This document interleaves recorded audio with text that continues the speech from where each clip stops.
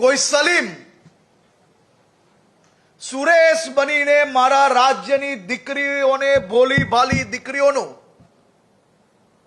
જીવન બરબાદ કરવાની કોશિશ કરશે તો એક એક લોકોને શોધીને એનો હિસાબ કરવામાં આવશે।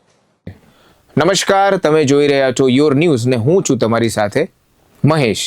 ગુજરાતમાં હવે દીકરીઓની સુરક્ષા મુદ્દે રાજ્ય સરકારે એકદમ સ્ટેન્ડ સ્પષ્ટ કરી દીધો છે। ખોટી ઓળખ, પ્રેમના નામે છેતરપિંડી અને યુવતીઓને હેરાન કરનારાઓ સામે હવે હર્ષ સંઘવી સીધી કાર્યવાહી કરવા માટે વાત કરી રહ્યા છે। રાજ્યના ડેપ્યુટી સીએમ હર્ષ સંઘવીએ જાહેરમાં કડક ચેતવણી આપી છે।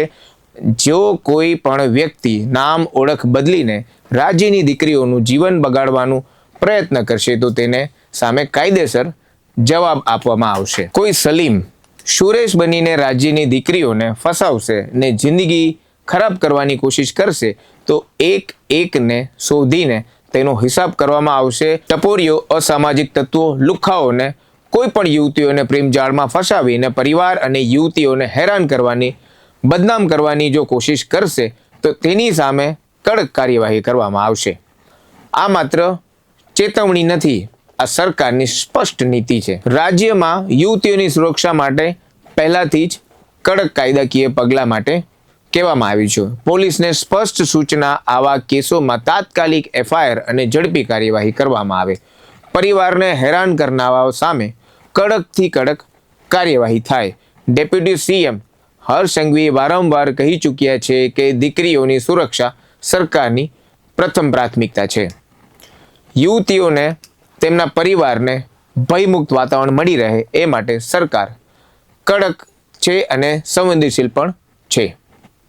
એટલે કે હર્ષ સંઘવી દ્વારા જે પ્રેસ કોન્ફરન્સમાં જે ઇમ્પોર્ટન્ટ એટલે મહત્વપૂર્ણ માહિતી આપવામાં આવી છે કે જે ભાગેડુ લગ્નની પ્રથા હતી, જેનો મુદ્દો વારંવાર પાસના કન્વીનર એટલે કે પાસના નેતાઓ દ્વારા રાજ્ય સરકારમાં ઉઠાવવામાં આવતો હતો, તો તેના સંદર્ભે આજે રાજ્ય સરકારે એક મહત્વપૂર્ણ પગલું લઈ અને એવા નિયમોનું ગઠન કર્યું છે જેમાં જે પણ ભાગીને લગ્ન કરતા હશે એને એક નવી ટેકનિકથી એટલે કે નવા માળખાથી જવું પડશે, જેમાં એમને 30 દિવસ પછી એટલે પૂરતા પુરાવા આપ્યા બાદ એમના માતા પિતાનો સંપર્ક થશે અને એના માતા પિતાની મંજૂરી સાથે જ એમને એ મેરેજ સર્ટિફિકેટ આપવા અને બનાવવામાં આવશે। કોઈ સલીમ સુરેશ બનીને મારા રાજ્યની દીકરીઓને ભોલી ભાલી દીકરીઓનું જીવન બરબાદ કરવાની કોશિશ કરશે તો એક એક લોકોને શોધીને એનો હિસાબ કરવામાં આવશે। આ પવિત્ર પ્રેમના સંબંધોને જો કોઈ છલ કપટના માધ્યમથી બદનામ કરવાની કોશિશ કરશે, જો પ્રેમના નામે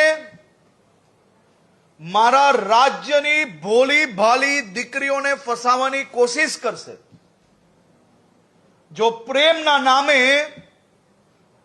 કોઈ પરિવારને બરબાદ કરવાની કોશિશ કરશે, એવા એક એક અસામાજિક, ટપોરી, લેભાગુ, છલ કપટ ધરાવતા એક બી યુવાનોને રાજ્ય સરકાર છોડશે નહીં। સ્પષ્ટ સંદેશ છે, નવા નિયમો છે। જો તમને અમારો આ વિડીયો પસંદ આવ્યો હોય તો લાઈક, શેર અને સબસ્ક્રાઇબ કરવાનું ભૂલશો નહીં। અને તમારે પણ અમને કમેન્ટ બોક્સમાં કોઈ સજેશન અને કોઈ માહિતી આપી હોય તો એ પણ તમે અમને જરૂરથી જણાવશો। નમસ્કાર।